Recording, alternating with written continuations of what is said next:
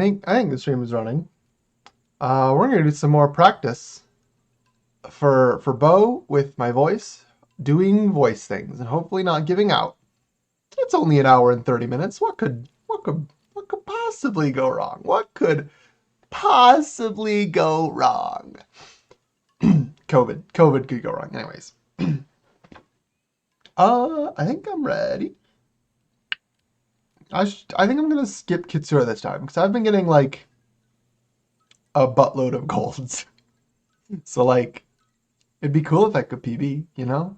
That's always fun. So, well, maybe, who knows? But, right, let's get started. Hello everyone, welcome to Bo Path of the Teal Lotus. My name is Turtle and I'm going to be playing for you the any % unlimited category of this amazing, beautiful indie Metroidvania that released last summer. So there's quite a bit to talk about, but the game starts off a little slowly, so we will get into it. One thing though, the game does we have an in-game timer. So you can see right now during the cutscene, timer's not running. Any other time I'm paused or in the main menu or stuff, that cutscene or loading, that timer up in the top right does not run. So you'll be able to see that throughout the run. It's very, very well implemented. Shout outs to the devs who did that. And we will get ready with our little prophecy haiku here. Drifting tear of moon, where bamboo of crimson loom, the teal lotus blooms. Anyways, time begins in 3, 2, 1, time. Alright, so yeah, this is Bo Path of the Teal Lotus, an indie Metroidvania that was released last summer by a brand new dev team. The game takes mechanical inspiration from Ori and from Hollow Knight, and a little bit from Celeste, especially towards the end game. We'll see that later. And obviously the visual inspiration is super like old Japanese folk art based, similar to Okami. This game is pretty. This game is really pretty. I love my gorgeous Metroidvanias between Ori and this. Like, just look at this, man. It's great. And we are already off on our adventure, talking to our first NPC, who is Asahi. He's a wolf spirit, Bo's little fox spirit. And Asahi's a tsundere. I'll get this right off my chest. Asahi is very much a tsundere. The first time you talk to him, he's like, "You're small and stupid and I don't like you. Go away." And then you walk away from him. And then he goes, "Wait, actually come back. I want to have someone to talk to. Please drink my tea and hang out with me." Asahi is very cute. But he gives us our first upgrade of the game, which you can already see me putting to use. That is my staff, which can go whap up whap. Okay, I'm doing the combo a little bit wrong, but don't worry about it. We'll get some better combos later. The staff has some really, really cool movement, specifically in that this game doesn't have a traditional double jump, but you've seen me jump in midair a couple of times, right? Like that, or like this. So how am I doing that without double jump? Well, I'm glad you asked, hypothetical viewer. Yes, thank you. That is because hitting an enemy, or a lantern, or a background object in this game does a jump reset. So if I hit an object, boop, Bo glows blue like that, and if I'm glowing blue, I can jump again. And this stacks infinitely. You can hit a thing, jump, hit a thing, jump, hit a thing, jump, hit a thing, jump, as much as you can, find something to hit. So this game is very, very fluid in its mechanics. As long as you can find something to hit, you can find a way to jump. And that leads to a lot of really cool movement mechanics. And basically turns some of the areas and a lot of the bosses into the floor is lava. It also lets us do little skips like this, where you bounce off some things and skip a little bit of dialogue. The NPC does give some backup dialogue where it's like, "Oh, you already know how to do skips. Cool. Congratulations." But yeah, we can very much do a lot with our jump resets. Like in this area. Boop. Boop. Boop. Boop. And we have made it through that entire second half of the room without ever touching the floor. I'm going to do that a lot because it's fun. And yeah, this also works when fighting enemies and bosses in particular. So there's even an achievement in the game for being able to beat a boss without... Oh, I missed the lantern. Sorry. We'll just get a little bit of text. It's fine. But By beating a boss without ever touching the ground, you get an achievement. I will hopefully be getting that achievement at least twice in this run. Because, you know, it's good to do things without hitting the ground, because that means we're going to be hitting the boss instead. And here we are at our first boss, and admittedly one of the easiest bosses in order to get this achievement. Something else I should note about our attack is that, you should not be able to attack this fast, normally. But what's happening is... Oop, I might have touched the ground there a little bit. It's fine. What's happening here is that you have 4 different attack directions in the game. So up, down, left, and right. And each of them kind of have a separate cooldown programmed into them. So if you're just attacking left, left, left, left, it's a cooldown, pretty slow.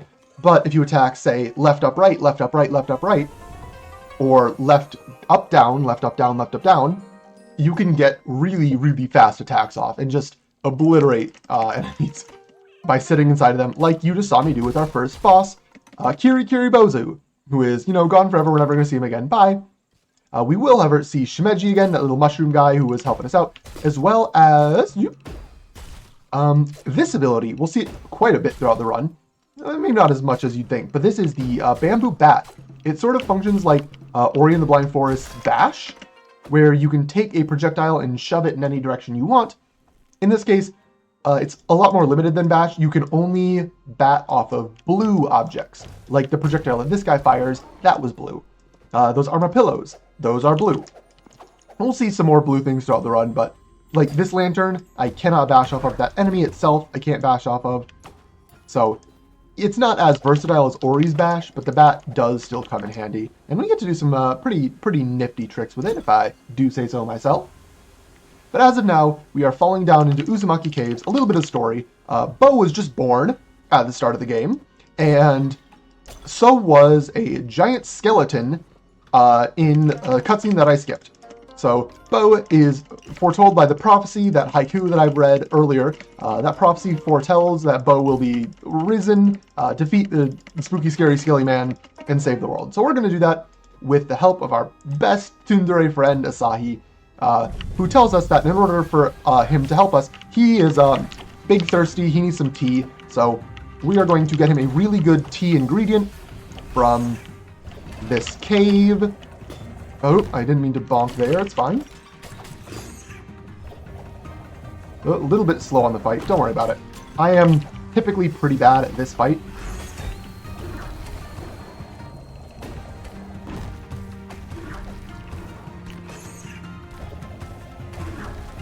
As we can see, I am typically pretty bad at this fight. Oh my goodness. Okay, one enemy left. Hopefully I can one cycle. Nope, bad at this fight. Sorry, yeah, I am in particular pretty bad at this fight. It does give me a little more time, though, to show off our first Daruma, which are the spells of this game. So you can see the Daruma up there in the top... What's that corner? Top left. Sorry, directions are hard. And yeah, the Daruma are the spells of this game, and they cost T to use, which you can see as my count up here. I regain that by hitting enemies. It's a pretty standard like spell system. You've seen stuff like, oh, I just biffed. It's fine. Don't worry. Boop. But yeah, so I want to be hitting enemies in order to use my spells. Another thing to the spells is that they have 3 stages, in this case called 3 eyes. So you see right now Chomper only has 1 eye, and so he'll do, a little bit of damage. He is a little small fireball, which you'll see, boop, here. Good, I hit 2 enemies. Die, please, thank you. But if I am doing well enough in combat, you'll see a little gauge on that side of the screen. Oop. Don't go up top. Oh, you jerk. Oh, we made it back up. Okay, backup strats for the win. Let's go. But yeah, once that gauge is full, you'll hear a little whistling noise. That means my tea kettle is boiling, and my Daruma will gain a bonus temporary eye. So when that effect is happening, Chomper will go from 1-eyed state to 2-eyed state, get bigger and deal more damage. The 3-eyed state I cannot unlock yet, but we'll talk about that a little later. For now, you might have already seen the reference, but if you've watched Demon Slayer, so is Shimeji. And Shimeji made cute little cosplay for all of his armor pillows, but then immediately lost them, and hi, don't fall into the pit, Nezuko. Thank you. Oop.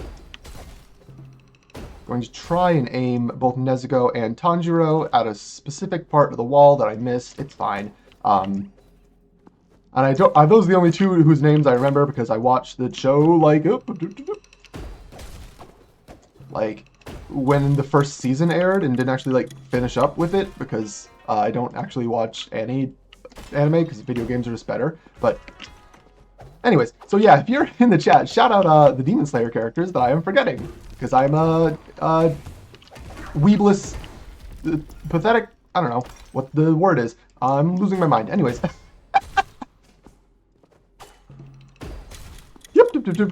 But yeah, all I need to do is make sure that all 4 of these armor pillows get back to Shimeji in order to complete our quest. Hey, look at these two sitting right over here. They just missed the bounce that I needed them to do. But we have now returned the 4 main cast of Demon Slayer back to Shimeji, and he gives us the Shiitake, which, you know, Shiitake, because he's a mushroom, and it's a key, Shiitake. This game's great. This game is great. I absolutely love the weird humor that this game has in abundance. I can make it? No, okay. We're going to take the low route. It's fine. Wastes like half a second. But yeah. You can definitely see that with that climb in particular, that being able to pogo, or not even pogo, you can slash things sideways as well in order to get your jump reset. But this room shows it off really well. Because there is a small skip that I'll be going for here, which is hard as butts, but... Okay, I missed it, and actually, this skip relies on some of the background objects, and the background objects will not exist unless you reset the room by leaving and re-entering. So, unfortunately, since I missed it, don't be a jerk, buddy. Thank you. So we're going to try again. There we go. That skip's doing a little bit of a movement puzzle in order to break some of the walls with a bunch of different batable objects. And yeah, we can just reuse those background objects in order to just barely get over that spike pit and make our way to the first real boss of the game. Let's be honest, Kirikiri Bozo doesn't count. This guy, though, the particularly unmanageable Armadillo, definitely counts. His hitbox, as you can see, is weird, and I'm going to be trying to hit it without down pogoing, specifically because down pogoing makes me bounce off of these nearby mushrooms, which brings me super high up into the air and away from the enemy. But I want to be near the enemy so I can, you know, murder it to death. Bonk, think. Fortunately not getting good rock spawns, but that's fine and ish enough.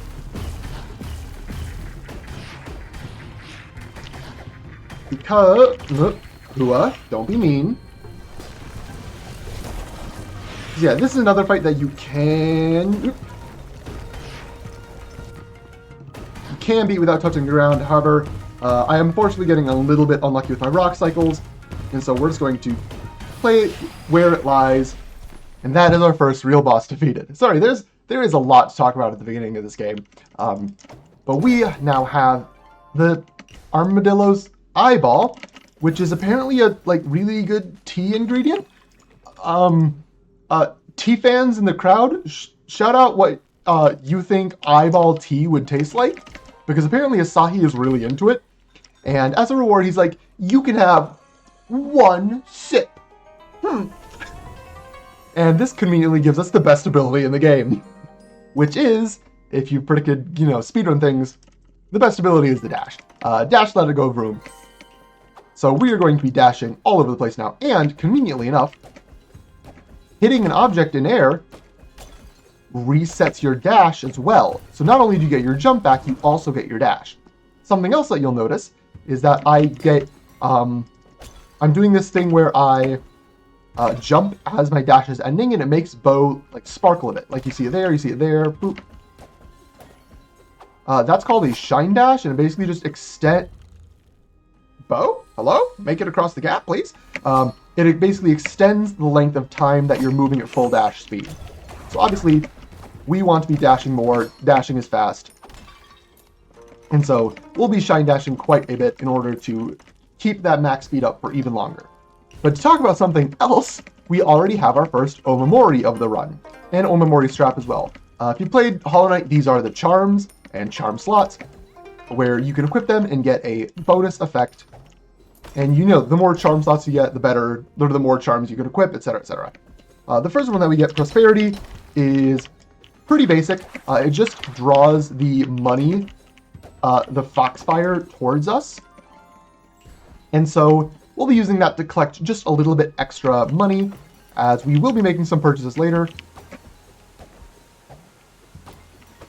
Even though I missed all that money in that line, whatever, it's fine. We should have more than enough, specifically because of Prosperity, but money is a factor in parts of this game, parts of this run in particular.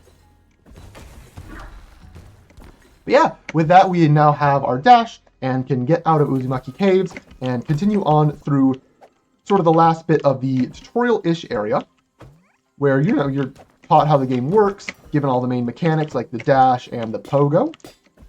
Oop, taking a little shortcut route up here. That's faster than going the long way around. And we're going to make a slight detour because there's one more Omamori. Hi. Can you go down slowly? If he goes down too fast, he falls into a spike pit. Okay, there we go. Much better. Oh, okay, we're all missed that. That's cool. The jump, cool. So this is Confidence. Confidence gives us double damage, but also means we take double damage. So it is a very risk-reward Omamori. And if you've seen a speedrunner before, you know that we tend to look at risk-reward mechanics and go, yes, I will take all of the reward with none of the risk, please and thank you. And that's exactly what we're going to be doing a little bit later in the run. For now, that's just going to sit in our back pocket and be a little foreshadowing as a narrative device. But trust me, we will be heavily abusing that double damage later on in the run. And we're also getting some more boring stuff as Rozu tries to give us a bunch of different side quests. This is any %. We do not care about the side quests whatsoever. Sorry, Rozu, you're going to be alone forever. Oh, hit that, thank you. So here we are on Senshu, I didn't read the name. I'm too busy speedrunning. It's a bridge. There's a bridge here, and the bridge is sort of the final tutorial area. It's very linear, but it does have this one really, really cool skip that doesn't save all too much time, but it looks super cool, so I'm going to go for it. And fingers crossed we hit it, so I'm going to shut up for about 5 seconds here. Okay. I'm going to go for it a couple, again, because it's way cool, and I actually don't know what the intended route is to beat this room. You're supposed to hit a bunch of these purple candles. You're supposed to hit a bunch of these purple candles in order to open that little gate that you can see down there with the little yellow knob. However, the gate doesn't go all the way to the water. So you can get under it with very precise timing and then jump up to... I'm going to trigger that little squid intentionally, unfortunately, but... There we go. That's boat skip. You don't have to do that if you don't want to, but I do it because it looks cool as butts. And boy, do I love some cool butts in my speed games. So, boop. We're going to go for it here, make it all the way over. It's fine to take a little bit of damage. And now we have skipped that one room. So, something pretty neat about speedrunning this game is that there aren't really any, like mandatory, like really, really hard tricks. The most any trick can do only skips like a room at a time. There are no super duper game breaking, unintended sequence breaks. There are some intended sequence breaks later on, but they're fairly easy, and it's not like a massive pain in your butt to learn. Hi. Thank you, Jelly. Thank you. Come here. Good. Like that. Once again, that skips doing... Hi, can you not hit me for no reason, jerk? That skips doing, again, a couple more purple candles in that one room. And this little skip that I just did here also skips doing one purple candle. There's another way to even skip coming over here with the boat, but it's hard. And I'm bad at it. Because it means being good at the video game. But yeah, that's for learning this game, there are a lot of little tricks that don't save a ton of time. So if you feel daunted by them, you don't need to learn them. But then once you get a hold of the game, you can pick up more and more of these tricks and get better and better and shave more and more off your time. But while I was talking, hi. While I was talking about that, we were introduced to my favorite character in this game, Hashihime. Oop, I'm just gonna take this fire, whatever, it's fine. Boop. All right. And Hashihime, when you first interact with her, she goes, "Hey, what's more beautiful, me or this bridge?" If you answer her, she's like, "Oh, this is my bridge? Why are you insulting my bridge?" And if you answer the bridge, she's like, "Oh, so I'm not beautiful?" And she attacks you either way. And it triggers an escape sequence, or at least a mini escape sequence, because when you survive the first one, Hashi goes, "Oh, you survived, you dirty little rat. Well, I guess I can unleash my full power now and give you a proper Ori in the Blind Forest style escape sequence." Which, again, I'm an Ori player. I'm a huge Ori fan. I love that. And with Bo's mechanics, this segment just feels so smooth. Like, I think I'll touch the ground once. Okay, whoop. Okay, little backup strat there because the jelly decided to damage me instead of letting me pass, but it's fine. Whoop. Okay, I did get thrown a little off my rhythm there, but like by speedrunning, we can do things here. The one ground we're going to touch during this entire escape sequence. The boat doesn't count as ground, trust me. Hi, fire. I'm taking some weird damage that I should not be taking, but it's fine.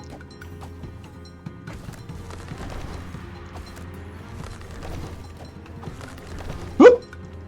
Okay, whoo, back up, baby. Woo! That was a little sketch there at the end, but hey, we made it. Okay. I do not know how I missed like both of those lanterns that you're supposed to hit, but it's fine. We made it in the end. Thanks to my escape sequence skills or whatever. But this game doesn't just have Ori influences, it also has Hollow Knight influences. And so we get a Hashihime boss after the Hashihime escape. And luckily, Hashihime is not only like the best escape in the game, Hashihime is also one of the best bosses in the game, especially for speedrunning. You will hopefully never see me touch the ground, and you will never see her shoot out any fire attack at all. Because I'm just going to style on her in midair, a bunch, again, mashing in a bunch of different directions to hit a bunch of different things. She does have a little bit of invulnerability here before phase 3, but as soon as that's over, hey, she's vulnerable again. Whap, whap, whap, whap, whap, whap, whap, whap. Okay, I am falling a little bit low here for some reason, and we might see one of her attacks, which means I'm slow. Okay, that means I'm slow. But that is the Hashihime fight done, just like that. And that's pretty much the tutorial complete. So we are going to say bye to Hashihime. She's like, "Just leave, you're so mean to me," and it's kind of true, we are. We beat her up. But she was trying to kill us, so like, you know, all's fair in love and war. In specifically war, because she was trying to murder us. But, yeah. So this is the Gashadokuro, the giant evil skeleton that we saw summoned at the beginning of the game. And he is very big and very spooky, but we are now heading to a little sanctuary. This is sort of the hub of the game called Sakura City, which is protected with a magical barrier that makes it always day, always pretty, no evil is permitted here. So this is the hub city of the game, and we'll come back here a couple times throughout the run. But first, we need to be introduced to the Sakura City's leader, the Sakura Shogun. And so, I'm going to skip the cutscene that introduces us to him because it's long and I don't want to do it. Bye! That cutscene is pretty funny, I think a little unintentionally, because Asahi is like, "Oh, Bo, you can't be seen here. What are you doing? You have to run. You have to hide." And then Bo just kind of stands there, unblinking and unmoving for like a full 30 seconds, while the Sakura Shogun slowly... Whoop, I'm going the wrong way. Well, the Sakura Shogun, I'm going the right way. The Sakura Shogun slowly walks up and like menacingly stares at you, and there's like a bunch of like effects on screen. And yeah, we can just skip that by doing a glitch that I'll talk a little bit about later, because it comes up a little bit more later. But for now, that's a little quick tour of Sakura City. We are actually going straight to our next objective, Mugubi Mountain, where we'll get a shrine, and then psych, I'm actually going back to the city. Because the way the game tries to introduce you to all the different shops in the city is by giving you a quest to unlock fast travel. So you have to go to 5 different shops in the game, and each one of them will have a... There we are. A tablet fragment that has a little bit of alien language written on it. And if we collect 5 of them, then we can learn the alien language, which lets us talk to the Vermilion Stranger, who is an alien, canonically. This is a world where aliens and yokai exist. Very topical. This came out before Dawn to Dawn, I promise. But our alien friend will be our form of fast travel, and as a speedrun, you know, we like fast travel. We will also be using some of these shops and services later, Like, for example, this one, which is the... Oh, come on. I didn't hit both of them. Sad. This is the weapons upgrade shop. Currently, the blacksmith is away. It's a whole side quest to go fetch her. But the janitor and apprentice here, Kogi, can give us an upgrade, which we'll be seeing about 20 minutes or 15-20 minutes from now. The early game does not have a lot of bosses, but what it does have is some movement, and we're going to be getting one of the better movement upgrades in the game right now here in the Daruma shop. So, like I mentioned, the Daruma are our spells, and I mentioned they have 3 eyes, and I only talked about how 2 eyes work. But this is where the 3rd eye upgrade comes into place. So, by using an item called an Awakening Ink, you can give your Daruma permanent 2 eyes. So now instead of getting buffed when you're at max, getting buffed to 2 eyes, they start at 2 eyes. And then when you fill up your T meter, they get buffed to 3 eyes. So Chomper is now 2 eyes, is very, very big, as you'll see, and even bigger once I get to that boiling state. We're also going to be buying Ken here, who we don't actually upgrade, because 1 eye, 2 eye, and 3 eye Ken aren't all that different. But what Ken does that's super unique for all of the other Daruma is that Ken leaves this lingering effect in the battle that you can actually pogo off of and regain your dash in midair if you are competent enough at using it. So I'm going to hopefully be showing that off a couple times throughout the run. Not typically in battles, although we do use Ken for 1 boss fight. But yeah, Ken pogoing is pretty difficult, and I'm not super confident in it. But hopefully I'll show off a couple, and we'll get some nice speedy dashes over big gaps throughout a couple places where that is valid. But we have just finished up the quest to unlock fast travel. We got some language like mind blasted into us by that cool librarian dragon Daichi. And now we are finally going to save warp back to Megumi Mountain, which is our next destination. Megumi Mountain is sort of one of 2 locations that you can go in this section of the game after you first get to Sakura City. Okay, I froze the lantern. Good. Oh, God. Okay, I was just a little slow on the timing there. We're going to have to set up this trick again. Again, this trick is not mandatory, but it does skip, doing half this room, unveiling a little puzzle to grab a better snowman to hit that guy with. But you can just barely clip him with that bottom snowman, and therefore not have to do the rest of things. And once again, going to be showing off this game's amazing movement. Boop, boop, boop, boop. We have just climbed up that entire shaft in half the blink of an eye. Because movement is goated, and this game has hi. Okay, don't know how that enemy managed to hit me when I was trying to pogo off of it, but whatever. So this area, hi, weasels. This area is one of the only ones with major RNG. As you can see, these weasels are, hi, really? Okay, these weasels are unpredictable. I am having a rough time reacting to them right now. We'll see a couple more of those flying weasels later. But they're just obnoxious. You do get your pogo off of them, or your dash and jump reset if you can hit them. So if they're in really, really good places, you are a happy camper. But unfortunately, in that case, they were being rather rude to me, and so I had to just deal with them the best I could as we make our way up Megumi Mountain and now to our next arena fight. And in my opinion, this is the hardest arena fight in the game. I absolutely hate all of the enemy types here, and will be doing my best to clear it, but no promises that I can actually clear this on the first try. Despite being a good speedrunner who's ostensibly good at this game, I am not good at this fight. So, yep, okay. Do some shenanigans. Okay, stop. Okay, it's fine. It's fine. Die. Please die. Please die. Please die. Okay. Whew. So yeah, like I said, that combat arena I am bad at. Other players of this game are good at the combat, and I am not. So this is now, however, the first intended sequence break of the game. So these red lanterns you can hit like I'm doing, which give you your dash jump back. But you can also grapple to them in order to get up to this one. We don't have grapple. However, this background object, if you pogo off it, gives us just enough height to get up to that lantern, and then we can use the first lantern to pogo up to the second lantern, and now we are in this part of the map where you are supposed... Hi! Wow! Okay, that was incredibly rude. Don't hit me for no reason, you stupid Yukiona.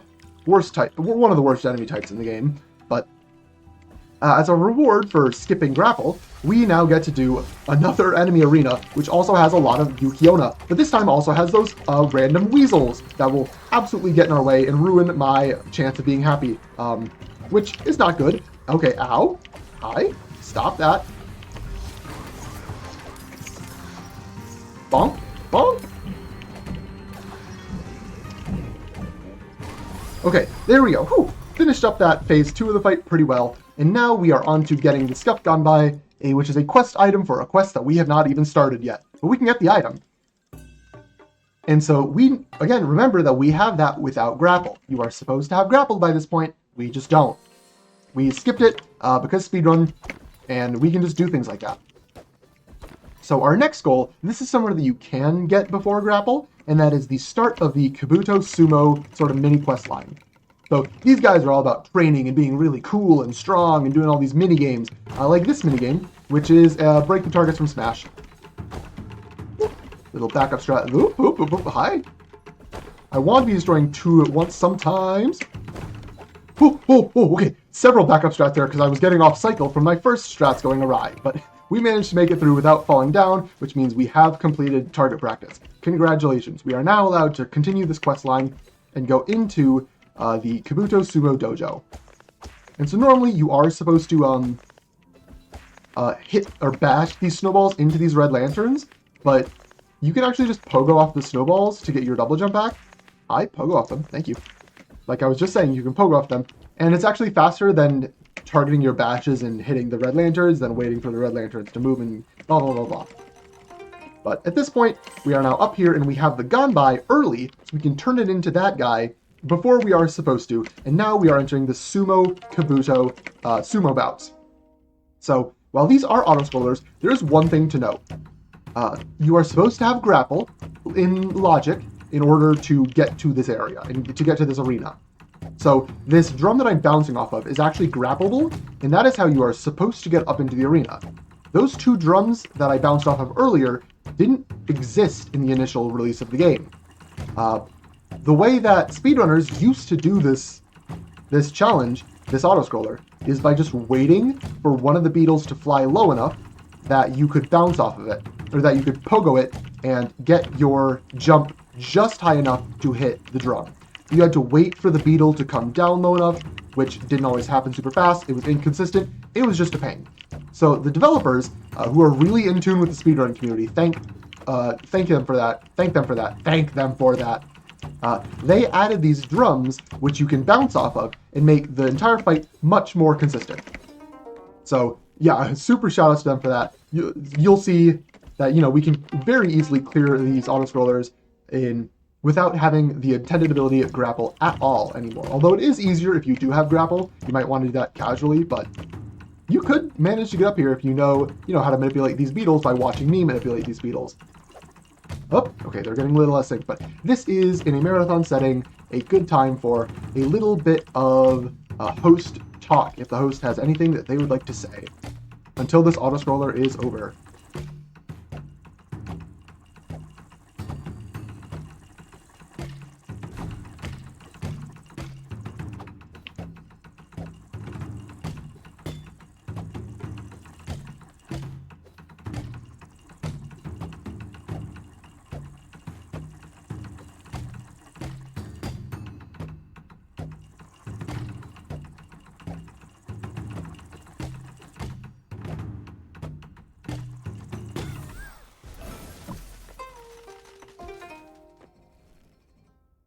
Alright, so that's the end of the auto-scroller, and now we are approaching the hardest boss fight in this category.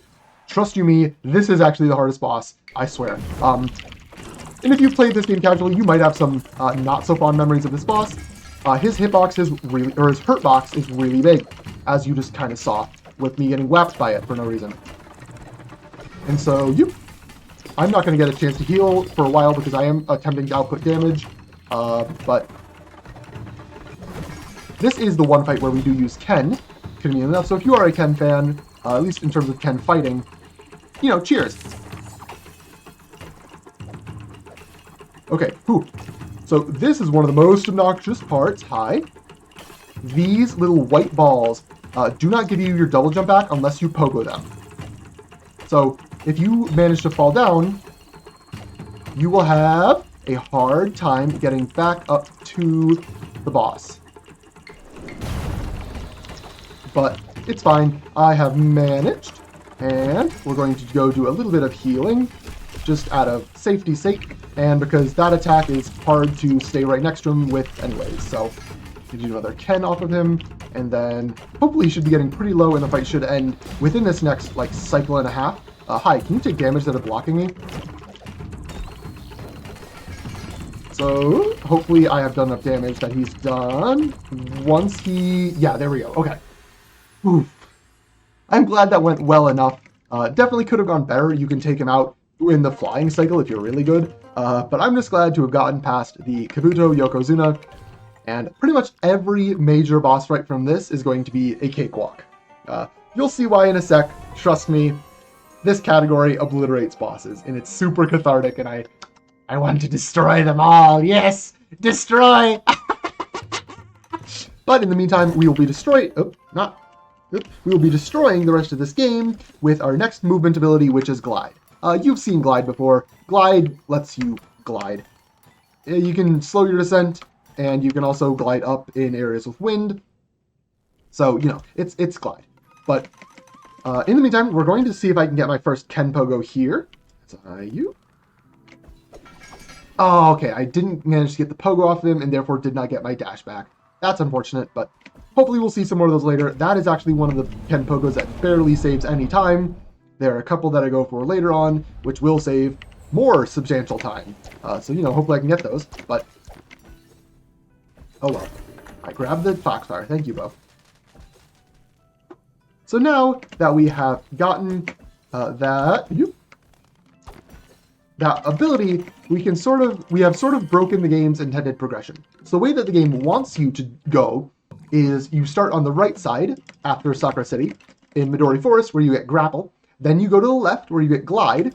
After you get Glide, you go back to the right, where you can get Stomp, and then you go back to the left, where you can get Wall Climb. And so by doing that Grapple skip, we are going to be getting all of the right side done in a one trip, which is very, very convenient for the otherwise mandatory backtracking that this game makes you do on the left side. But we also do have a little bit of a shopping spree as we return here to Sakura City in order to get this Daruma. This will be our primary combat Daruma for every boss fight to come from here. This is Jingu. Jingu 1-Eye is really weak. It sends out a couple of homing projectiles. Jingu 2-Eye is pretty weak. It sends out a couple more homing projectiles. Jingu 3-Eye sends out one homing projectile that is incredibly strong.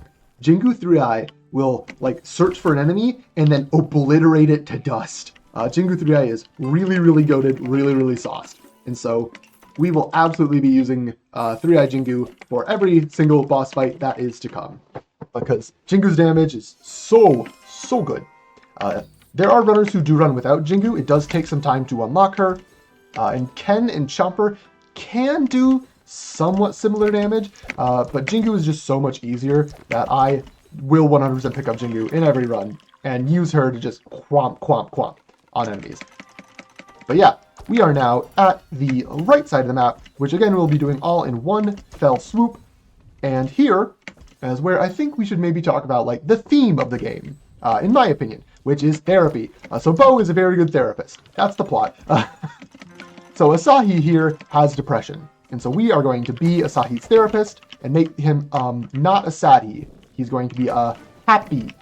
Can I get the trick, please? This skips just a little movement puzzle. Oh my goodness, is this enemy going to die before I get this?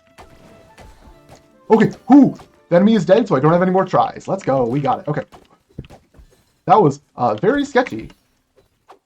And we're going to do a little back up here, because I skipped a thing that takes like half a second. Or saves like, not even half a second. There are a lot of like really tiny tricks, like this. That saves barely any time at all, but it looks cool. Hi, seed. Okay, miss bash the seed there, it's fine. But yeah, Asahi is sad, and Bo, as a protagonist, is very good at fixing people's problems, which I call therapy. So Bo is going to do some therapy, and Asahi really likes music. So we're going to do some music therapy. Unfortunately, our favorite flute player, who we'll see up here in just a sec, he has lost his music sheets. So he cannot play the super good, like, soul-cleansing music that he wants and that Asahi needs for his music therapy. So we are going to go collect his 3 music sheets in order to make Asahi happy again. Because, you know, he's our friend. Even if he's a weird tsundere about it sometimes, Asahi is still our friend. He gave us some upgrades, including Dash in the early game.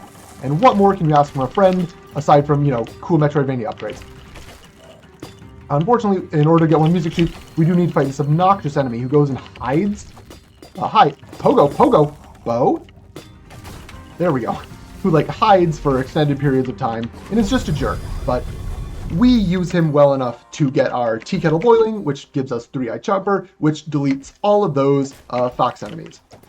And now, we have 2 of the music sheets. The 3rd one is just through this little spike vine maze. But I'm a speedrunner, I know where I'm going, and also Bo's aerial movement is so good that we can just fly on through.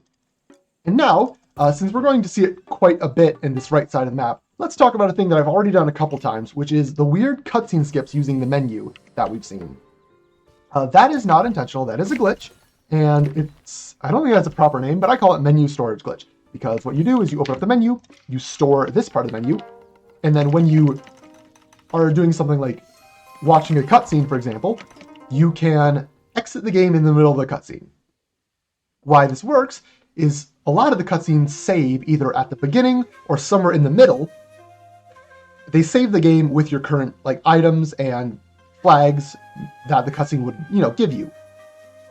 And so if we just exit out, we keep those flags and those items, and we just don't have to watch the rest of the cutscene. So this one is that's about a little over halfway through, but we do get to listen to some beautiful toot toot on the flute. Sahi gets better, and he's like, "Thank you, Bo. I might be a tsundere, but that was really nice of you. Thank you." And he gives us our ability that I've already mentioned a couple times, and we skipped earlier. It is grapple. And then we skip the rest of his cutscene by Asahi. Who cares? You're not fast. We want to go fast. Ooh, exactly the same 14.0 seconds. That's interesting. But yeah, we now have grapple. We do need grapple in order to beat the game. So, you know, we'll be using it here as we now go on to our next therapy session. Our next patient, or patients in this case, is a couple. They are about to get married, but they're having some problems with the wedding. And we, with our amazing therapy skills, are going to help them out. And as you can see, grapple with, in combination with dash, helps us move very quickly. No, okay, come back. Thank you.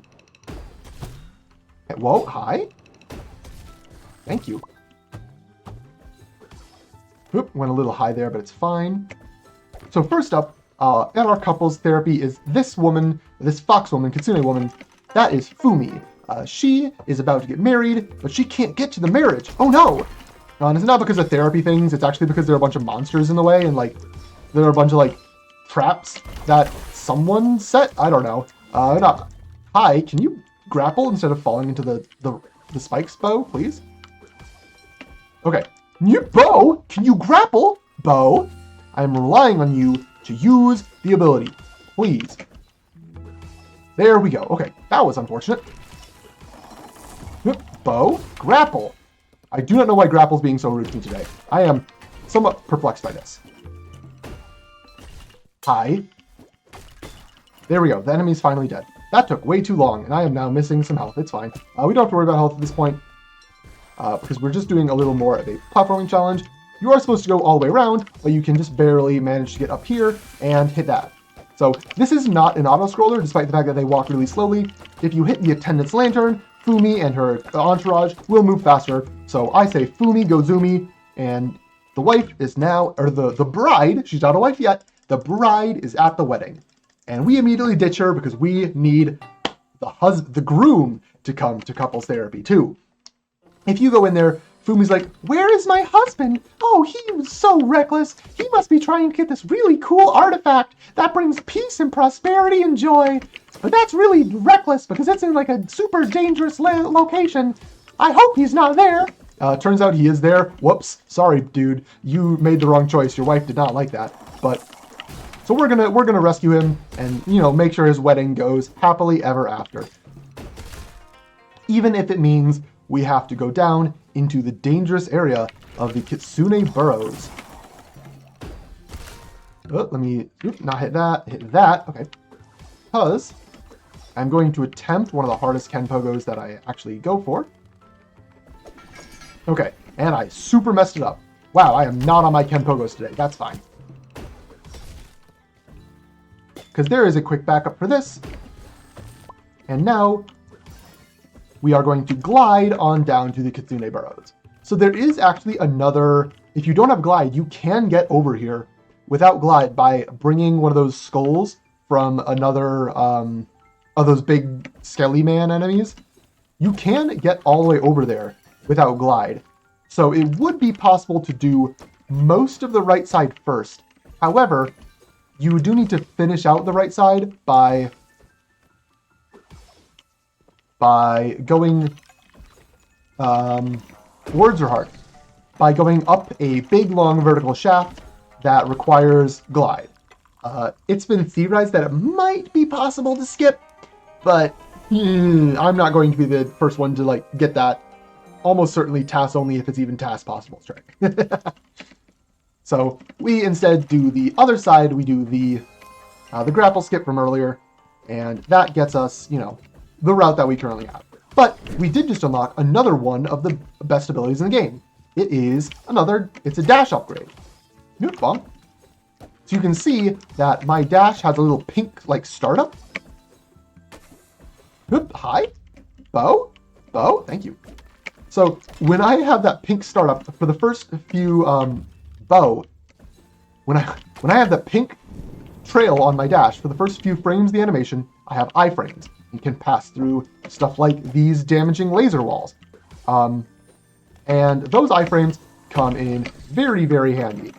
Very, very handy, as we will soon hopefully see. Let me make sure I switch back to you, Chomper. Nope, bow up, thank you. So, that rabbit guy that we saw earlier, that is, what's his name? Mochi. That is Mochi, and Mochi has been tasked with exterminating all these insects that have taken root in the Kitsune Burrows. He's not having a great time with it though, so he asks us to help him out, and we are more than able... Bow?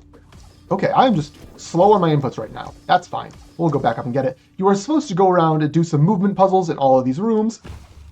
Bow. Okay. I am actually going to heal just in case I somehow don't get it again. Because that's embarrassing. This trick is usually really easy. As long as I actually bash the thing. There we go. So yeah, you are supposed to go around some rooms, do some movement puzzles to find the right explosive ceiling thing to use, but, you know, speedrunners, so we actually just found some pretty precise angles from the main shaft where you can just hit 2 of them, and then the third one, there's also a little skip for where you bounce off a spider to get extra height. So yeah, speedrun things, we just do all of it really, really efficiently. And now we have our next ability, the Mochi Mallet, aka Stomp. So the Stomp is one of the required abilities to go finish off the left side, but even though we have that, there is still a little bit more for us to do on the right side. Like I mentioned, we have to do that, finish out the couples therapy, and rescue the groom from his predicament. Because spoilers, yeah, he's in a predicament, he needs some rescuing. The bride was very, very right when she was like, oh, he's probably in trouble. He's so reckless and silly, and I love him, but he's so silly. Okay, sorry. Almost forgot to skip through that dialogue, but we'll use yet another menu storage glitch in order to skip out of that cutscene way early, because that cutscene is long for some reason, despite it being a relatively simple one where the janitor just gives you an upgraded staff. And you'd be surprised at how strong this upgraded staff is. Despite him being, you know, the janitor of this place. Oop, hi. Get out of the way, please. The base staff deals 1 damage, and hi, bow. Now, our base staff deals 2 damage, so it is a double damage upgrade from the lowly janitor. He is kinda cooking, let me just say. And, yeah, we won't be getting any other upgrades, because they do require a little bit more height. Okay, let's see if I can't. Okay, I'm messing this trick up. That's fine. I mean, it's not fine, it's like fine. So we're going to do something here where we get back on top of the wheel so we don't have to go all the way around again. There's a better setup for that I just messed up, but don't worry, we got some cool backups there.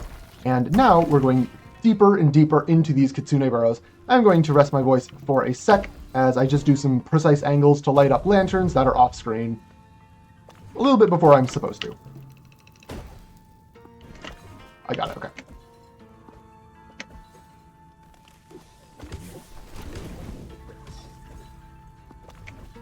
Okay, talking time again, because this game is awesome. The movement mechanics in this game are so fluid. You've seen me like party around with them all the time. And again, none of this is skipping like major areas of the game.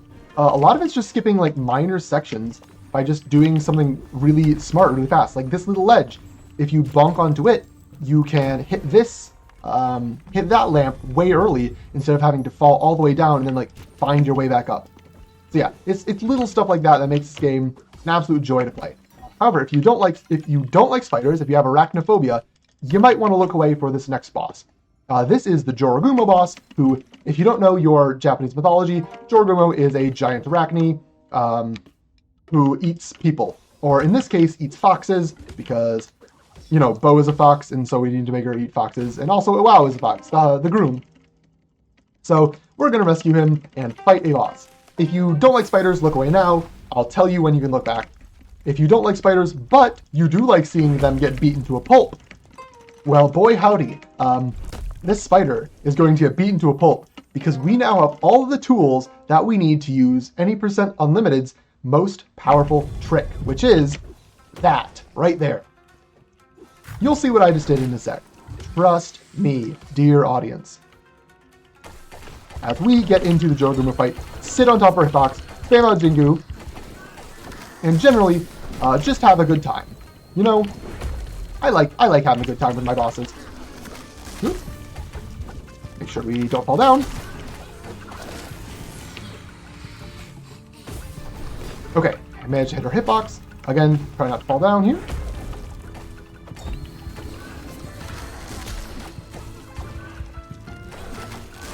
And you can now look away if you are afraid of spiders because she is gone. Sorry, she moves around a lot in that fight, and the thing that we do is what's called invincibility glitch. So your dash gives you iframes, right?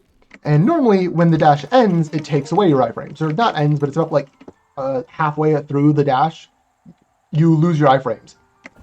But if an action were to interrupt that dash, for example, stomping in the middle of the dash, the game forgets to remove your iframes, and so you just keep the iframes basically forever. Hence, invincibility glitch. Okay. That's fine. Don't worry about it. So as you can see, however, forever is not forever. There are two things that remove invincibility glitch. One of them is doing room transitions, which I did. I do have to get into this area through room transition. But the other one is dashing. Because if you dash again, the game will end the dash, and then your iframes are taken away, as they're supposed to be. So when invincibility glitch is active, I cannot dash, or I lose the invincibility, which is particularly inconvenient for some of the boss fights, where you're supposed to dash after the enemies. It's also fairly inconvenient for movement areas, where, you know, dash is fast, gets us around really fast. So even if we were to keep invincibility glitch up the entire time and play really safe, that would be slow. We're not going to do that. We are going to do some things pretty quickly. And that means leaving invincibility glitch for just boss fights, basically. So that's the invincibility glitch spiel there. And back to the story, we have completed our couples therapy. Fumi is here at the wedding. Iwao is here at the wedding. They're both like, I love you very much. And they realize that they already have everything they need in life, which is each other. And so they don't need the charm of like prosperity and happiness and bliss and all that other good stuff. So they give it to Bo instead. And so Bo gets the Kitsune Kifuda, or as I like to call it, the therapy charm.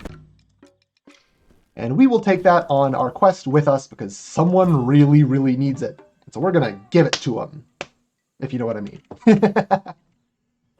But I do need to now remove, remove this charm that makes me take double damage, because this next section, I will not be using invincibility glitch for most of, because I need to dash.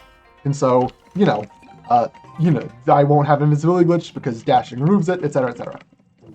We've talked to Vermilion Stranger again, because we have now completed all of the right side, and now we have Stomp, so we can go and finish off the left side. Stomp, please. Thank you, Bo. By breaking down into this area. So, a little bit more on the plot. We still need to defeat the aaaaaughghghghghh. That is the, main, villain of the story. And the aaaaaughghghghh is big and strong. So wouldn't it be really nice if there was, say, a race of flying bird warriors who we could ask for help? That would be convenient. Luckily, Japanese mythology has the Tengu, a race of bird warriors who in this game live deep underground in the ice caverns, where we have now broken into with our big stompy mallet thing. And we are going to request that their leader, the Dai Tengu, help us out in finding, climbing, and fighting the giant evil skeleton that is terrorizing the entire world. Bo? Hello? Okay, please come back. I don't know how I didn't make that jump. That's sad. That does not bode well for things to come. Because, in order to get to the Dai Tengu, you need to do 2 trials, which this friendly Tengu named Ko tells us. Ko is the only Tengu who believes in us. All the others are like, what a little tiny little worthless little guy. But we're actually a speedrunner and super cool, so we're going to do things that are fast and cool and beat their trials. The problem, though, is that these trials are hard as nails, especially when you can't save at the end. I just messed that trick up. It's fine. So you can see I'm being a little bit paranoid here because I'm bad at the video game and don't want to mess up, because at the end of this area is usually a place where you can save the game and heal up. It's one of those shrines. You've seen me use them a couple times. However, speedrunner route does not get to use that shrine. Using it is actively detrimental to the speedrun, and so we will not be doing it. Nope, I missed that icicle. It's fine. So basically, we don't get to heal at the top of this area at all. And that means... Okay, that means jumping into spikes. But that damage that I just took, I basically have to keep forever. Yep. And these paper airplane enemies that chase me will also explode. Explode when they hit walls. Hold on. I was gonna try and bait that guy into a wall. But, okay. Okay. Weird things are happening here. Bo, glide, please. Okay. We're good. We're up. We're out. I'm gonna heal a little bit. So I can heal with 5T, which I only get from fighting enemies, which is not something I'm going to want to be doing. So that's probably the last heal I'll be able to get. If I take any more damage in this area, I'm just going to have to bring that damage with me into the boss fight, which is not optimal. Really? Okay. These paper airplane enemies are super tough to dodge when you're in close quarters with them. Like that. Okay. Okay, I'm definitely going to be taking the backup heals here, because paranoia. This guy conveniently has a lot of health, and so even though you absolute jerk. That's, yeah, he gives me 7, which is enough for 1 heal. A little more than 1 heal, but, you have to go in full increments of 5. So yeah, I am low on health, way lower than I want to be. Going to take even more backup because this is scary. This is... Ugh, I do not have as much health as I would want to go into this next boss fight. Because while I could just use invincibility glitch in this next boss fight, like I've been doing for several of the others, that is really, really slow with this one. And this boss fight should be easy enough that I can beat it without it. If I mess up, we lose a lot of time. Because I don't save at this shrine, so my nearest respawn point, my nearest shrine, is all the way back at the bottom of the trial. I would have to do the entire trial all over again if I lose this fight. So let's maybe not lose it, but it'll work surely. So at the top of the trial, we get to fight one of the Dai Tengu's strongest warriors in one-on-one combat in order to prove our worth. So make sure I dodge that part of the attack. And so you can see, one of the reasons why we really want to keep we really don't want to use invincibility glitch is because this boss dashes a lot. And this boss has a lot of movement. He's small, he doesn't have a huge hurt box, he flies through the air, he does this attack which is windy and blows us away. So if we don't have dash, this fight becomes a lot harder and slower. So we just keep dash, and that means we can't use the invincibility glitch. But, there we go. That is Tengu Soku, I believe his name is, defeated. And so now we have defeated the West Trial. We can make our way onwards and upwards with the rest of the game. I do think the West Trial in particular is probably the hardest part of this run. It's pretty brutal, if I'm being honest. And I am glad we did it. Like, you saw how much damage I was taking there unintentionally. Just, it's so hard to slip through all of those paper bomber enemies, whatever they're called. They're the worst. And also Yukiona, which are another one of the worst enemies. But we do now complete the trial and get to menu storage, our way out of the cutscene, where we get our next and final major ability, which is a wall jump, actually. So it's a little more than that. It's a wall jump and a wall climb. So it's got some more utility than just a wall jump. But we haven't had that this entire game, believe it or not. Well, mostly because the mobility that we get with the jump resets more than makes up for it. But as you can see, wall climb is pretty fast. You just zoop right up walls when you use it. And so now that we have our full movement kit, I'd say the game feels really, really smooth to play. Oh, okay, if I don't mess up here, okay, good save. You can see, just dash around at the speed of sound. There are a lot more little mini skips that we do here, like hitting that icicle to regain our dash and double jump. Managing not to hit that ice block, luckily. Well, not luckily, it's a skill. It's totally skill. But yeah, our full movement kit is really, really fast. The movement in this game just, it feels so good. I love this section of East Trial because we get to finally have our entire kit show off all the movement and be really, really zippy in this awesome, immediately take damage like an idiot in this awesome playground. So West Trial has the same thing as East Trial, where we will not be healing. Oop, okay, or we will not be saving at the top, so we do not get a full health refill, and therefore we have to play a little more cautious than we otherwise would. But oop, okay, that's unfortunate. Something that the game does not tell you that you can do, but that I will tell you that you can do, you can hit these ice cubes in order to regain your double jump in midair. And your dash. So, you know, the speedrun really likes having a lot of dashes. Cool backup strat, or unintended backup strat. But, yeah, the game, the speedrun really likes having things to get our dashes back off of. So, we abuse these crystals several times to just boop, fly right on over and through. Can we make it? Yeah, we made the cycle. Awesome. So yeah, as you can see, the movement. Yeah, can I gush about the movement more? The movement in this game is so good. The movement in this game is so good. Oop, make through that crack. Awesome.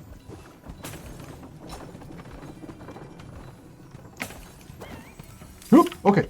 That guy nearly hit me, but didn't. Cool. Oop, okay. I tried to get at that by hitting a thing up. Conveniently, the game decided to give me a spawn that's up here. And then I immediately, I'm a dingus. This should be the easy part of the trial. Like I said, East Trial is usually easier than West, but I'm butchering it right now. Don't worry, we'll make it through eventually. Against all odds, we will probably make it through.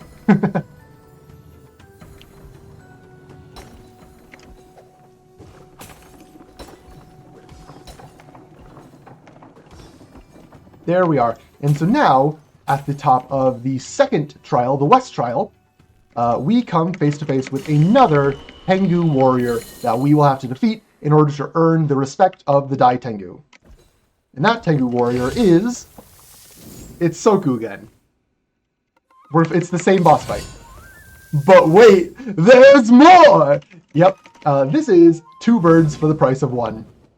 And so, you know, they basically have the same attacks as you saw in the previous fight, and I just immediately butcher it by falling down in the opening. But we'll be doing our best to deal damage to both of these birds, specifically as well when they're overlapped. When the birds are... Ow. Okay, I don't have a lot of health here. That's not great. Okay, this is big panic mode, actually. I do not want to die. When the birds are overlapped, they will both take damage from you hitting them. It is hard, though, to keep the birds always super overlapped.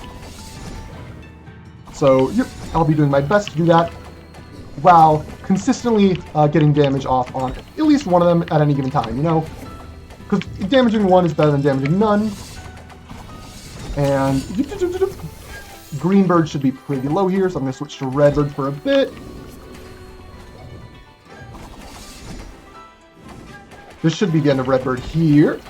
There we go. And now we just deal some more damage to green bird. Come on, where are you spawning? There. All right. This should now be the end of green bird. There we go. Okay. Whew. A little bit of a sketchy fight there in the middle, but that is the Tengu duo now completed. So having fought both of them at once, we have definitely earned the respect of the Dai Tengu, and we can go meet up with him. We can go, hey man, there's this really giant evil skeleton running around. The skeleton is like fueled off of hatred and fear and anger and evil. It's, you know, it's a villain.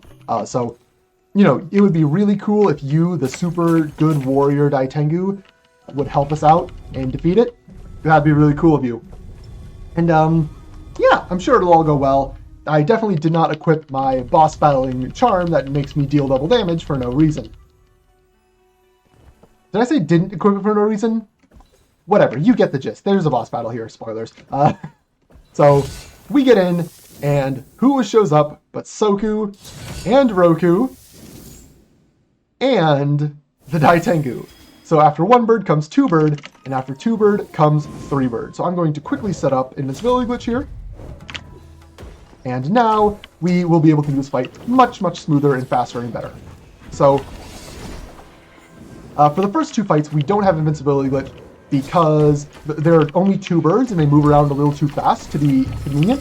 However, in this battle, they all share one health pool, and the Dai Tengu, as you can see, likes to remain really, really stationary. So what we do is we just absolutely wail on the Dai Tengu as much as we possibly can until his minions die from him taking damage, and use invincibility glitch because he has hurt boxes. Like, for example, when he's glowing orange like this, you can barely see it. But when he's glowing orange, his entire body is a hurt box. And I don't care. I have invincibility glitch. We just wham, wham, wham, wham, punch him in the butt until he is finally like, you are actually worthy. Fine. We'll help you out in defeating the giant evil skeleton that is about to destroy the world. You would think, like, you know, the skeleton is going to destroy the world. Maybe these guys should have taken it a little more seriously. But, you know, whatever. It's fine. We got their help eventually with the power of invincibility glitch. Shoutouts to Any% Unlimited, where we can just do that. And so with the Kitsune Kifuda, the therapy charm, and the help of the Dai Tengu and his two greatest warriors, we're going to go find the Gashadokuro and save the world. So we're going to go, we've all agreed to meet up at Sakura City, which is like peaceful and has a protection barrier that I mentioned earlier, and it's a little raining and spooky. Don't know what that's about. That's weird. Oh, what's that? Is that an enemy? Is that an enemy trying to kill me? Uh-oh. So, spoilers, the barrier has been broken. Sakura Shogun's power has waned, and if you like dogs, look away for about 5 seconds, because the game shows off this miserable time by killing the dog. The Gashadokuro is here. His power has grown strong enough that he is able to assault Sakura City itself. And so here he is, and we are going to fight him with our Tengu allies that we just made, these super cool warriors. And why is there only one of them in the background? No, I'm sure the others will be here eventually, right? There's no way we did that entire side quest with both trials, two boss fights with each of the birds, and then a third boss fight with the Dai Tengu. There's no way we did that for nothing, right? We did that for nothing. Poe, the only bird who was our friend from the start, is the only one who actually shows up. The only reason we have to fight the Dai Tengu is to set the flag for the Gashadokuro to spawn. And so Ko delivers us halfway up the Gashadokuro before he gets got. 07 Ko, your service will be not forgotten. Although it's not actually the best thing that we could have done. There is a faster way up the Gashadokuro than flying. And this is supposed to be a big, like, Shadow of the Colossus boss that you climb up. You have to, like, manage your, maybe not stamina. You have to manage what platforms you're on. There are a bunch of these little floaty enemy things that will try to murder you. But we're going to stand on this platform right here. Bonk, oh, not bonk. Missed cycle, bonk. Bonk again, and then get into this air current, which lets us go right to the top of Gashidoku-ro. But that is not the only fast way up, because we have to fall all the way back down. However, by bouncing off of this enemy, and then standing on Gashidoku-ro's foot, like this, and then letting him step on us, thank you Gashidoku-ro, we actually warp all the way to the top. And the reason for that is that the checkpoint that is on the ground does not start where we land. It starts a little bit over to the right. And so by bouncing off of one of these enemies and gliding, we can skip over the checkpoint on the ground and land on Gashidoku-ro's foot, which does not count as a checkpoint. That way, when he steps on us, we void out, and we are all the way back up here. Ta-da! We just do 2 bounces, get into the glide, and that is the Gashidoku-ro sequence done. So there is a little bit of menu glitch that I want to do here, because this cutscene is very long. Basically what happens, we take the Kitsune Kifuda, the therapy charm, we put it in the Gashidoku-ro's head to make him be peaceful and less angry and less evil, and just be calm. And he explodes. Yeah, the Gashidoku-ro, this giant evil skeleton, just cannot handle being a little bit peaceful for 5 minutes. And he explodes, and his pieces like scatter all over the city. So we have now beaten the big bad threat that we were prophesied to defeat. But the game isn't over, because there are some lingering questions. Like, why did the barrier fail? Isn't the Sakura Shogun supposed to be like the most powerful guy ever? Also, the Gashidoku-ro was summoned. Who summoned the giant evil skeleton that was almost going to destroy the world? Like, that seems pretty bad. Okay, I messed up the trick here, but it's fine. You're supposed to, I'll show off what the trick is later, but basically, yeah, we have some questions for the Sakura Shogun, and so we're going to go up his Imperial Castle and give him a piece of our mind, you know. But unfortunately, the elevator has been a little bit turned off by the Sakura Shogun, who does not want us to come and give him a piece of our mind, because he's a little scaredy monkey. But you know, we're protagonists, and we have the ability to fix the elevator by using all of these crystals here to turn on various devices throughout the area, including some lasers. And by doing that, we can power up the elevator, which has that cute axolotl girl as its like elevator handler. She names the elevator Ellie. It is very cute. So we're going to fix Ellie and make our way up to the Sakura Shogun. However, I messed it again. That's unfortunate. What I am trying to do here is to damage boost.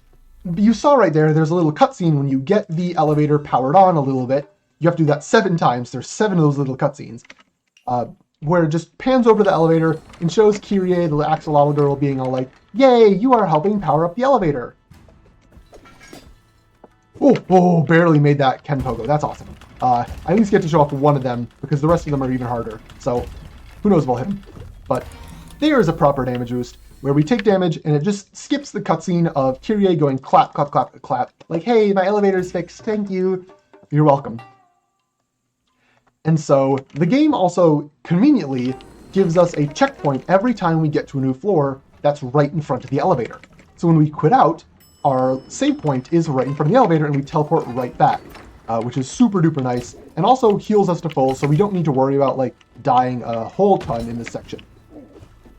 You definitely still can if you are like super duper clumsy, but hopefully I won't do that, ha ha ha. Maybe I shouldn't have jinxed it, but whatever. Also, if you've played Celeste, say hi to Kevin. Kevin's in this game too. Like I said, the game devs took inspiration from Celeste, especially towards the end half. So we'll see a lot of Kevin in the Imperial Castle. And hear his beautiful grunty grunts a couple more times. But I did trigger invincibility glitch to skip some of those lasers, and also for the sake of this fight, where I used the wrong ability, and now we're gonna have to do a second phase. Whoops. Yeah, you can see Ken does not do as much as Jingu in the damage department. So come back down here, please. Thank you. Why are you still alive? There we go. So another way we can do those same damage boosts is instead of damage boosting, quitting out through the main menu with menu storage, which I just did there because I find both the floor too... Oh, it didn't work. This is fine. We can actually just walk back up. Okay, now the cutscene is definitely started for real, so we can definitely skip it. I was a little hasty there with my cutscene skip. But yeah, the damage boost also doesn't have that problem where you can be hasty. The damage boost will work. Oh, come on, Bo. Get up that little ledge, Bo. There we are. So yeah, one more cool thing. I just dashed, so I don't have invincibility glitch. My iframes ran out. However, boop, the laser hitboxes are just a little bit too far. Oops, didn't mean to dash there. I'll get to show this off again. Don't worry. The laser hitboxes are just a little bit too far away from the wall, and so you can just slide through some of the lasers by being on the right side. It only works on one side of the lasers, but you know, if you're on the right side of the lasers, you can be happy and skip things and have fun. So you know, it's always good to do that. And that invincibility glitch, I do trigger invincibility glitch to carry it over into this fight here against two enemies, one of which is an upgraded form of that satellite enemy that we saw earlier, and one of which is this jerk who likes to slash me a bunch, so I can't stay in place. Unless I have an invincibility glitch, in which case I can totally stay in place. Trigger the cutscene again. We're going to wait a little bit longer just to make sure it starts. But that is now floor 2. There is one floor left between us and the Sakura Shogun, where we can, you know, smack them up. We have invincibility glitch. It'll be pretty easy and fun. And we do get to see Kyrie clap a little bit and have fun in her Ellie. It's very cute. Everyone loves Kyrie.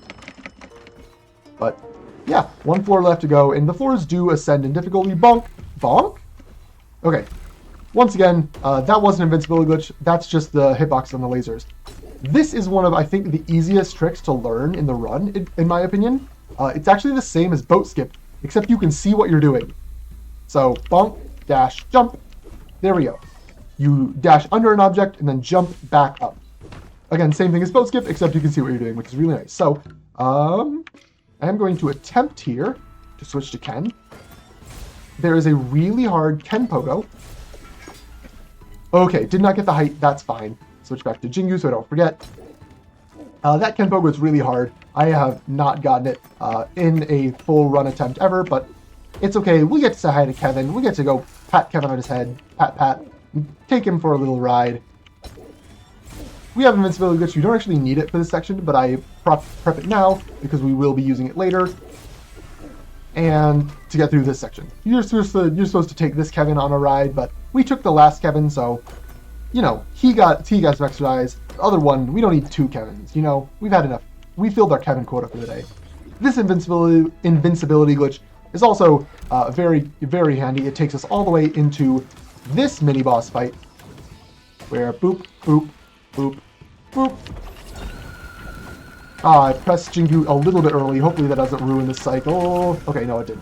It did! No! So yeah, I pressed Jingu too early and got the bad version of Jingu. But, yeah, I was like one hit away. That's sad. Unfortunate. Oh well. We're going to intentionally damage boost to skip the cutscene. And now there's just one side of the castle left. So this is probably like the final major time in the run for a host to take it away and just talk about stuff until I get back to the elevator.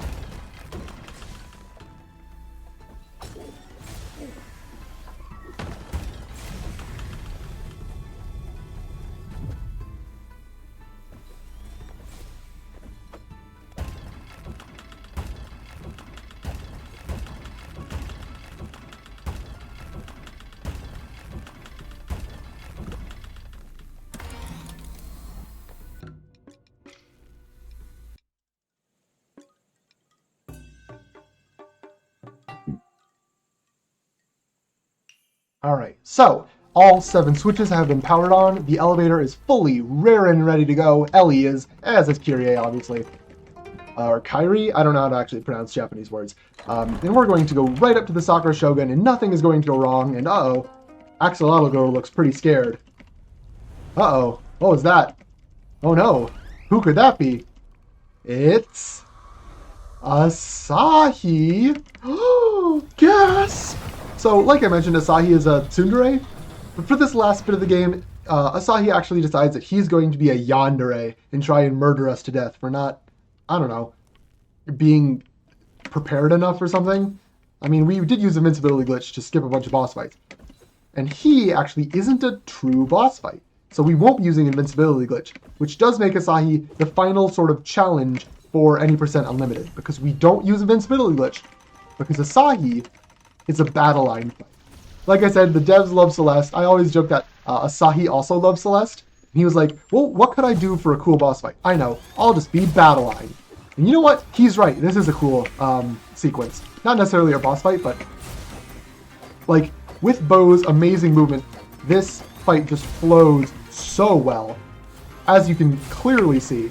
But we do have to be dashing him out, which again means we don't have invincibility. He can laser us, which will reset our progression to the last checkpoint. But hopefully we won't need that at all, because I am a speedrunner who's played this a time or two in my life. Bo, please climb all the way up the wall. Thank you. That being said, there is going to be one instance of us using invincibility glitch, which is right up here. Bo, grapple please. Thank you. Because this same mini-boss from earlier shows up while you're fighting Asahi, and so Asahi's lasers get really obnoxious during this mini-boss fight, and I prefer to just ignore it. Like, see, lasers, what lasers? Lol them out. There is a way that you can skip this by riding the enemy's projectiles all the way up to the top, hitting Asahi, then getting into this wind part, which is always active. It's very, very, very, very, very hard, though, and I do not go for it. But, you know, I play it safe and just, you know, do the areas intended, and pop. We have already gotten through 2/3 of the Asahi fight. There's so much, like, subtle little cool movement in this section, especially. I love the Asahi fight so much. I also love the battle-in fights when I played Celeste, so, you know, go figure. Like, we can just sneak through here without bringing the little pink frail lantern thing with us. But in this section, we can also, miss. We can miss. That's not what I wanted to have happen. I'm going to fall in and die. I was trying to save that, but oh well. What I was attempting to do there, and apparently not doing, well, not apparently not doing, I was just very much not doing, you can grapple up this and then dash jump in order to hit Asahi from below instead of going all the way up and around. So, yeah, again, lots of little subtle, cool movement things that I have been doing. Let's just blitz through. That attack should have hit him. It's fine.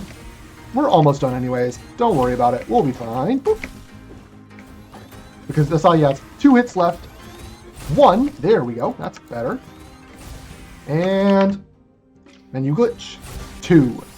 The game saves. We don't have to listen to Asahi talk to us and be like, actually, Bo, I was your friend the whole time, like a tsundere, baka. You are now ready because I have trained you. And it's like, sure, bud, sure you did. But yeah, that was sort of the final challenge of the run. There is still, you know, the final boss that we do have to fight the Sakura Shogun, but the Sakura Shogun is a pushover with invincibility glitch. Believe it or not, you've seen me do these other bosses. It's a little bit. I'm gonna reset that in case I missed it, because this boss is legitimately terrifying. This boss is the reason I play on unlimited instead of no major glitches. This boss is an absolute menace at the very, very bitter end of the run. So I'm going to be doing my best to take him out as quickly as possible. A lot of that does come down to Monkey's RNG. If he is rude to me, I will be mad at him. Come all the way over here, please. Bad Monkey. Bad Monkey. Don't go to the middle. Do not go to the middle. Do not start your next attack early. Stinky Monkey. So you can see when he's in the middle there, he likes to hover in the air, and I don't have as many chances to attack him. But that is phase 1 out of 6. Monkey has 6 phases that you have to complete. And they go in this typical pattern. where you are fighting him on the bridge with one set of attacks. Then he teleports you to like an arena